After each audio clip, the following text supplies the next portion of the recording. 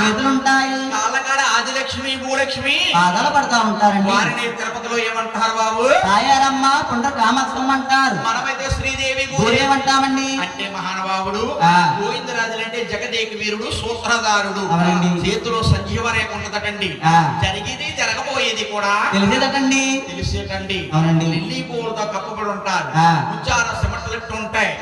తలకాడ బంగారపు కొంచెం పెట్టుకుని మార్గానగా నిద్రపోతా ఉన్నాడు భగవంతుడు. యావండి గురువు గారు, ఉన్నవారు ఉంటేని తలగలుంటాయి, టిక్కులుంటాయి, నేల పరుపులు ఉంటాయి.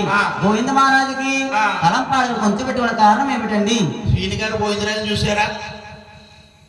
దిగో తిరుపతిలో గోవిందరాజు చూసారమ్మా? ఆవిడైతే పాస్ మెల కూడిపోతే చూసావమ్మా? సడన్ గా చూస్తే గుండె జల్లమంటారు. తలకాడ బంగారపు కొంచెం ఉండవి కారణం ఏంటని అడగొచ్చండి. కథ చెప్పి వాళ్ళు బోళ్ళు మంది ఉంటారు. కథకి వరం ఉండాలంటే మాటకి అర్థం ఉండాలి. ఏ ముక్కగా ముక్క ఈడిపోవాలన్నమాట.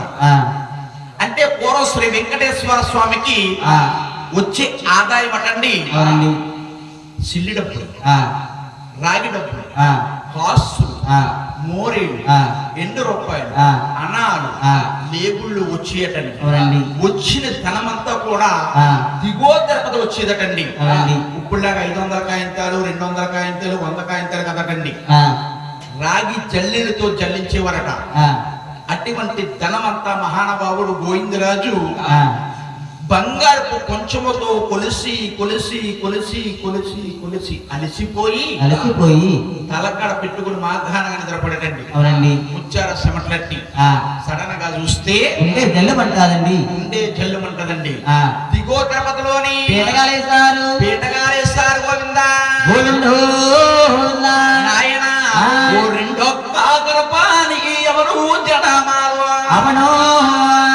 పెన్నాడాయ స్వామి జనమాలు ఎవరో జనమాలు పెన్నాడారంగయ్య స్వామి జనమాలు పెన్నాడాయంకన్న స్వామి జనమాలు అవును.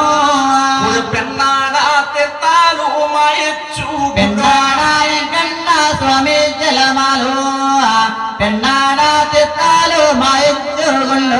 పెన్నాడనే గ్రామం ఎక్కడుందనుకొచ్చండి? అవునండి. శ్రీకాకుళం జిల్లా నక్కపల్లి కాదండి. నక్కలపల్లి సేరుపులో ఉందడు పెన్నాడ ఎంకనగా. అవునండి. ఆయన్నే మొండు జగ్గయ్య అంటారు. నాయన అక్కడ తల్లిగారి గర్భమందు ఇద్దరు